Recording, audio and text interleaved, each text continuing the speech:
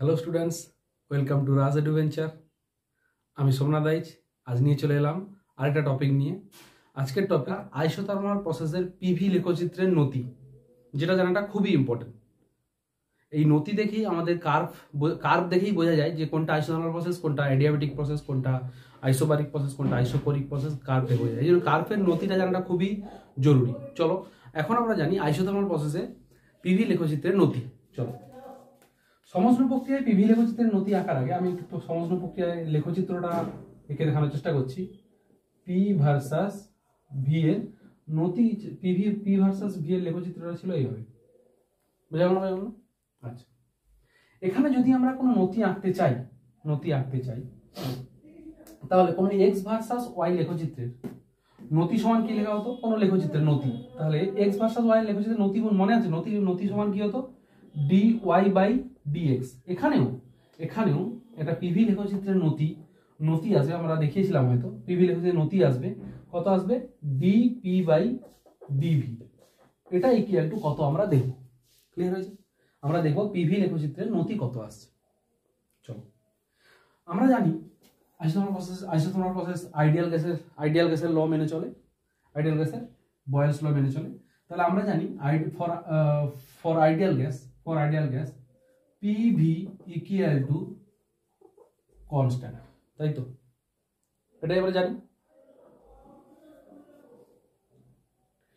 আচ্ছা, এবার দেখো তাহলে আমরা কি করছি, এদেরকে ইউ ইন্টু ভি এর ডেরিভেটিভ নিয়ে আসো। তাহলে কি হবে?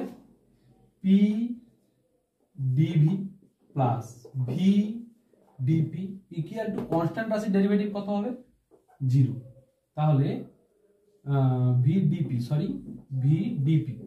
আচ্ছা, তাহলে v dp equal to minus of p dv নিয়ে যাও। আমার টার্গেট তো পি ডিপি বাই ডিভি আর করা। তাহলে ডিপি কে রাখো, ডিভি কে নিয়ে আসো।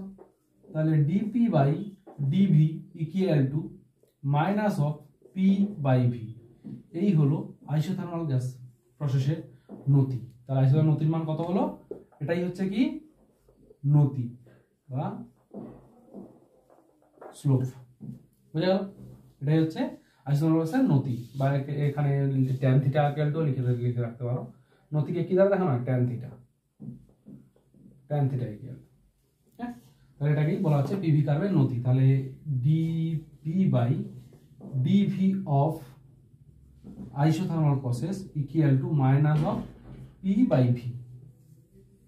এটা হচ্ছে আইসোথার্মাল প্রসেসের নতি এটা, ঠিক আছে? আচ্ছা, এখানে দেখো নতি নেগেটিভ কেন?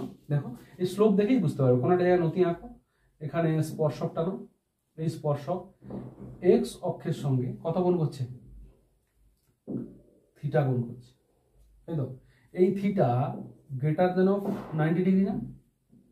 এই theta greater than of 90 degree না? তাহলে গ্রেটার দেন অফ 90 ডিগ্রি হলে আমরা জানি ট্যান থিটা ইকুয়াল টু হয় কি? নেগেটিভ। মানে তাই জন্য এটা এসছে নেগেটিভ, যার মান এসছে কত? মাইনাস পি বাই ভি, ওই জন্য নেগেটিভ এসছে। ক্লিয়ার আছে কি? এই হচ্ছে আমাদের আইসোথার্মাল প্রসেসের পিভি লেখচিত্রের নতি। চলো দেখো, নোট ডাউন করো।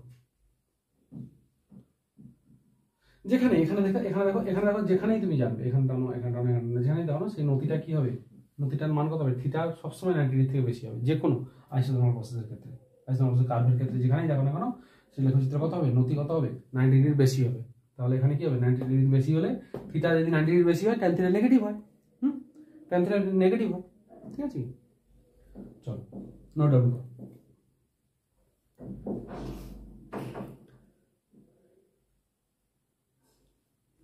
ক্লিয়ার?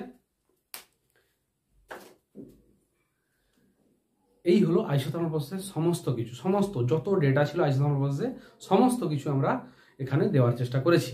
যদি কোথাও কিছু বাকি থেকে থাকে অবশ্যই কমেন্ট বক্সে জানিও, সেটাও আমি আপলোড করে দেবো পরে, ঠিক আছে? আইসোথার্মাল প্রসেসের এর বাইরে আর সেমন কিছু নেই, ঠিক আছে? আইসোথার্মাল প্রসেসের ওয়ার্ক ডান, নতি, তার বিহেভিয়ার কেমন, কি ঘটনা ঘটে, সমস্ত কিছু আমরা এই কয়েকটা ভিডিওর মধ্যে আমরা জানিয়ে দিলাম, ঠিক আছে? চলো, আজকের ক্লাস এই পর্যন্তই। নেক্সট ক্লাসে আবার দেখা হচ্ছে। সবাই ভালো থাকো, নিজের খেয়াল রাখো। Thank you, Jai Hind.